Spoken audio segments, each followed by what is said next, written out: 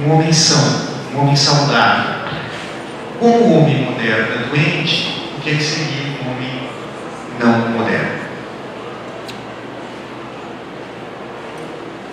Justamente, o que seria um homem não doente, não neurótico, não patológico?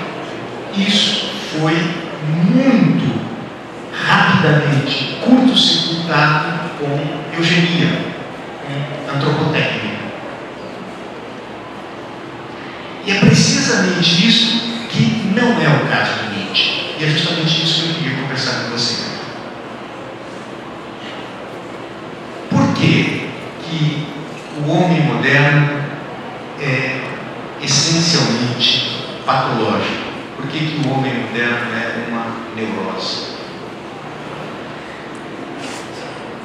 Porque a modernidade se inspira fundamentalmente em Rousseau. Rousseau nos fornece o primeiro ideal de homem moderno. Não apenas o ideal do homem naturalmente bom, do bom selvagem, mas também nós encontramos em Rousseau a formulação mais exaustiva e consistente das ideias modernas. Rousseau é o grande teórico da Revolução, o grande teórico, portanto, do projeto político da modernidade. A transformação do antigo regime num regime de liberdade, igualdade e fraternidade com alcance universal. Rousseau, portanto, é, do ponto de vista de Nietzsche, aquele que pode ser caracterizado como teórico do homem bom. O homem é naturalmente bom e é uma organização irracional, não transparente das relações sociais que perverte, corrompe e deteriora essa natureza originariamente boa do homem. De tal maneira que uma organização racional, transparente das relações políticas entre os homens pode, por assim dizer, extirpar da sociedade todas as formas de opressão, dominação, opacidade. O projeto político moderno nasce daí, uma espécie de resgate da natureza originariamente boa do homem. Esse projeto, diz o Nietzsche, vocês podem desdobrar em várias modalidades, e nós sabemos hoje que ele efetivamente atravessa várias modalidades de política moderna, tanto a direita quanto a esquerda, no espectro ideológico. Ora, o que significa que o homem é natural e originariamente bom? Significa dizer que tudo aquilo que nós reconhecemos no homem como figuras do negativo, por exemplo, a sua destrutividade, a sua agressividade, tudo aquilo que nós consideramos como o mal, não é um elemento originário da natureza do homem. Isso é alguma coisa que é implantada nele no processo social e histórico de corrupção.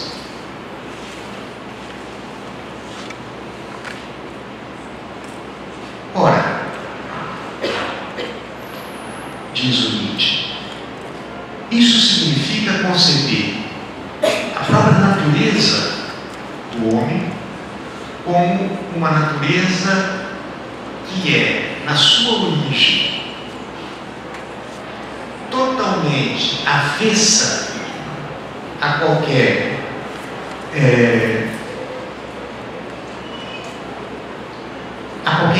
predicado que nós poderíamos classificar como mal,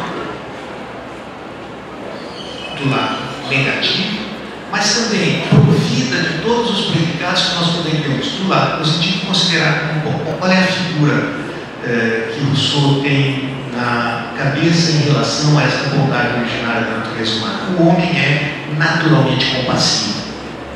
Compassivo ou seja, o homem é suscetível, em virtude da sua própria natureza, de compaixão.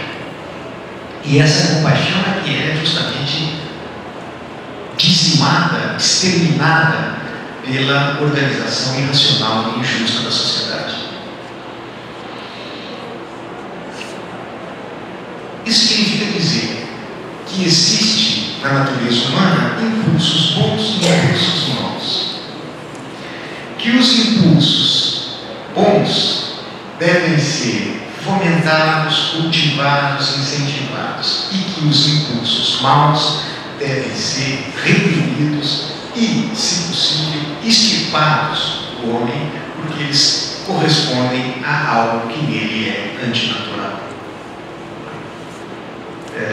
Do jeito como Nietzsche formula as coisas sempre de maneira muito provocativa, aí porque entende-se que a provocação do Sloterdijk se inspira bastante no Nietzsche vai dizer, bom, isso é castração.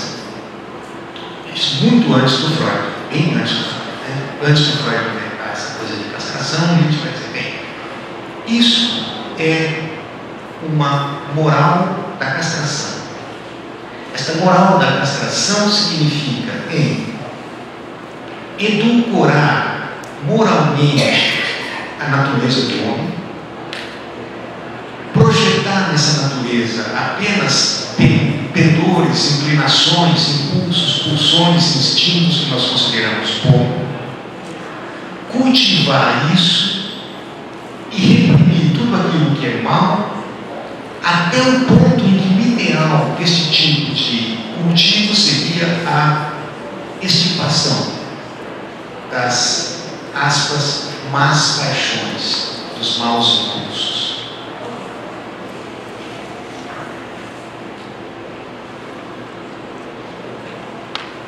Se isto é verdade, diz o Nietzsche, nós estamos aqui diante de uma determinada tecnologia, sim, e de uma certa forma de economia. Que economia é essa? É uma economia funcional. O projeto político da modernidade está ligado a uma economia funcional, que consiste em uma administração insensata das paixões. Porque essa administração insensata, estou falando aqui do termo paixão, mas posso usar também como sinônimo dela instinto, impulso. Porque ela se inspira totalmente numa visão romântica, idealizada, moralista da natureza humana, que opera com uma oposição maniqueísta entre aquilo que é moralmente bom e aquilo que é moralmente mal, em uma aprovação do moralmente bom e uma condenação do moralmente mal. Mas para isso é preciso partir de um pressuposto de que essa visão da natureza maniqueísta que opõe bom e mal, que isso é verdadeiro.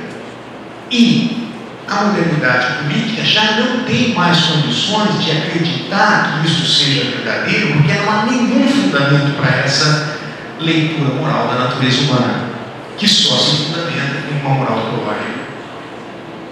Como a modernidade é o tempo da morte de Deus, a fundamentação de uma visão romântica da natureza humana deixou de existir. Portanto, a economia pulsional, moralista, castradora, é justamente um projeto político que lança a mão de uma fundamentação moral teológica com vistas a sustentar as suas pretensões de domínio. Ou seja, trata-se de relações de poder, e relações de poder que são combatidas aqui com a arma da justificação teológico-moral. Segundo exemplo de moralismo é justamente Schopenhauer. E eu peço que vocês me acompanhem aqui nessa formulação, porque ela é altamente provocativa também. Schopenhauer é o primeiro ateu radical da história da filosofia ocidental. Entre todos os ateus e todos os materialistas, digamos, de confissão estrita, de carteirinha, Schopenhauer certamente é o primeiro. E ele vai dizer: o mundo mundo deveria ser. O mundo é sofrimento, é dor. O mundo é disputa pela matéria, cada vida se alimenta de outra vida. Especialmente a vida humana é uma trajetória contínua de sofrimento que dura do berço à cova. De tal maneira que aquilo que poderia existir de melhor para cada um de nós é ter nascido. E já que nós nascemos, a melhor coisa a fazer seria morrer logo. Então, o mundo é a expressão objetiva da vontade. A vontade é um impulso cérebro e racional.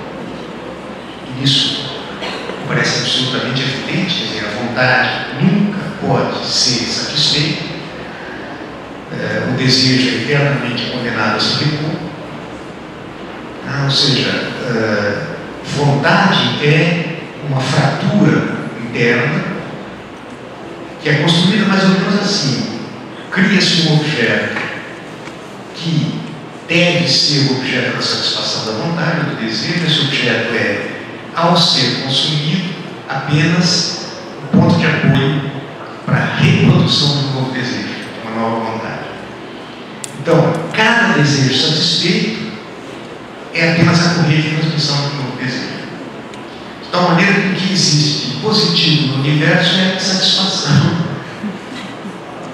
E o prazer é apenas a cessação, digamos, temporária, instantânea, de uma insatisfação. E supondo que nós pudéssemos chegar a uma satisfação duradoura, a gente teria um sofrimento mais atroz ainda, que seria o tédio. Portanto, o pêndulo da existência humana é entre o sofrimento e o tédio. De tal maneira que o ideal para Schopenhauer é não ser. O ideal da vontade é deixar de ser vontade.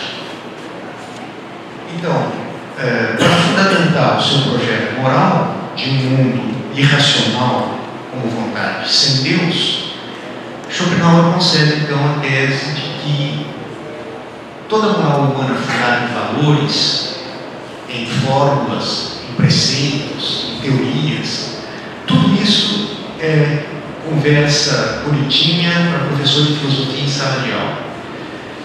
Tudo isso não tem nenhum pé no real, não tem nenhuma realidade. A única ação que tem efetivamente valor moral é uma ação compassiva, ou seja, aquela que é feita por um indivíduo que é capaz de sentir a dor do outro como sua própria dor. Não porque ele é capaz de se colocar no lugar do outro, mas justamente ao contrário disso, porque ele é capaz de sentir a dor do outro como dor do outro e não como dor dele, e senti-la tanto mais quanto mais consciente ele se torna da diferença entre o seu próprio bem-estar e o sofrimento do outro. Isso é efetivamente compaixão. Então, aquele que é capaz de sentir compaixão na medida que sente a dor do outro como sua própria dor, não falseando isso, mas sentindo mesmo, ele é capaz de anular-se a si mesmo e, ao invés de seguir os seus impulsos naturais, que são egoístas, preterir a sua própria satisfação em função da cessação do sofrimento do outro. Essa seria uma atitude autenticamente moral. Aliás, a atitude autenticamente moral, a única atitude autenticamente moral.